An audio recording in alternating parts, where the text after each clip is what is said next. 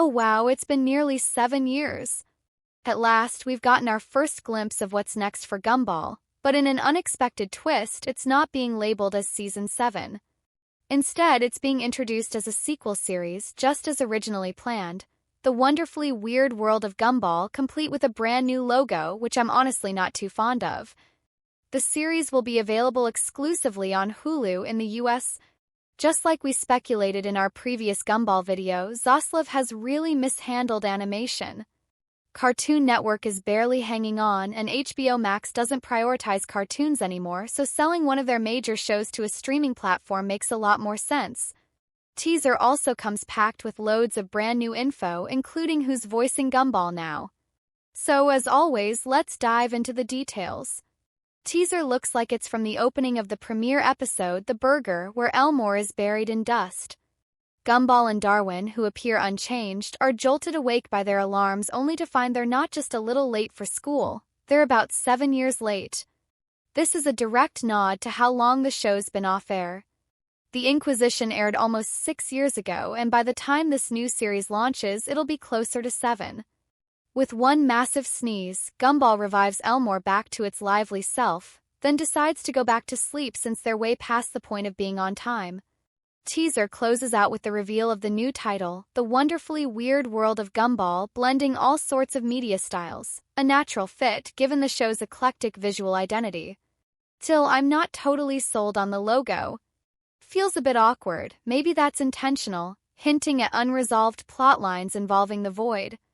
The logo itself literally glitches into the new version, which could suggest a connection to the Void, but I'm still not sure. The thick outline around the white text, the updated rainbow color scheme, and the 3D styling of each letter in Gumball just don't sit right with me. Maybe it'll grow on me over time, but for now, I still think the original logo was much better. The new title doesn't really matter much to me either. Most people just call it Gumball anyway, so switching from the amazing world to wonderfully weird doesn't change much. If anything, it reflects the show's tone even more accurately. That said, the series description gives us some crucial details. And let's be honest, most people skip reading YouTube descriptions.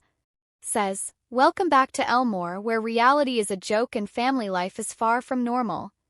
Whether he's fighting a corrupt fast food chain, dealing with a love-struck AI obsessed with his mom, or trying to stop Banana Joe from putting on pants, Gumball pulls Darwin, Anais, and the whole town into his chaos. With even wilder plots, bigger surprises, and more surreal humor, they had to rename it The Wonderfully Weird World of Gumball. It'll be streaming soon on Hulu, and also on Disney Plus through Hulu. Even the robots are falling for Nicole now, and honestly, who can blame them? The press release shares even more behind-the-scenes info.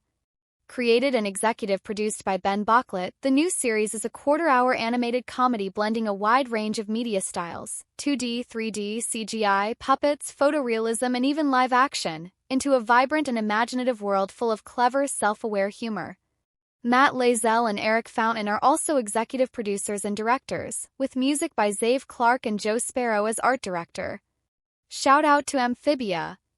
The talented voice cast includes Jacob Hopkins as Gumball.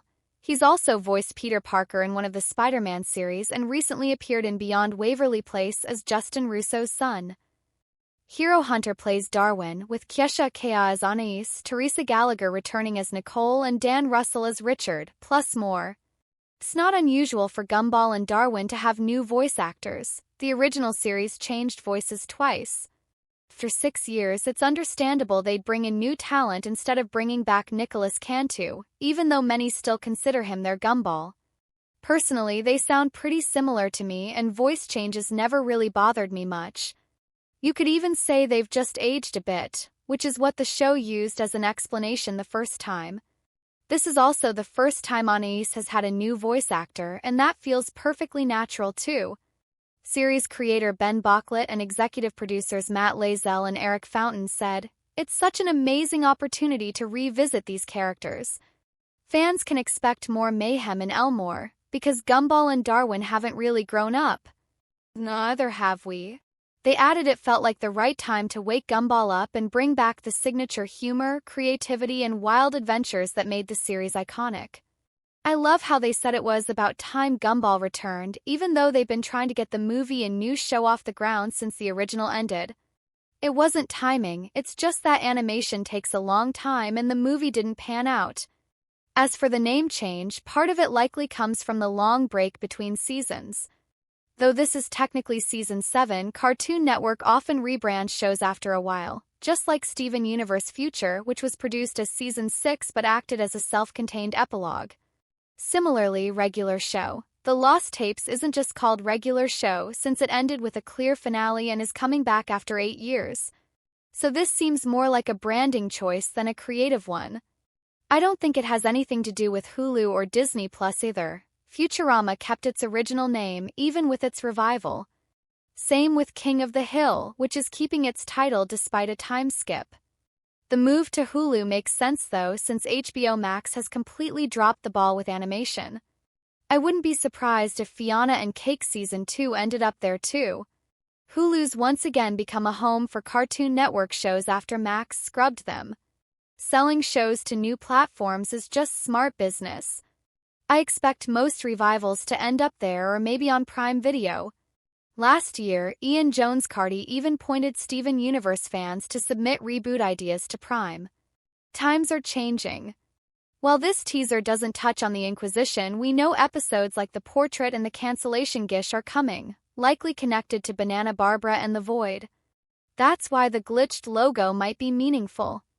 I doubt the movie is still happening, so telling that story through a 2-part episode or even a season-long arc makes perfect sense. Plant the seeds early, then dive in later. Regardless, I'm just happy to return to this world. Feels incredible to have Gumball back. But those are just my thoughts. I want to hear yours. What do you think of the new name, the logo, and the new platform? Share your thoughts in the comments below.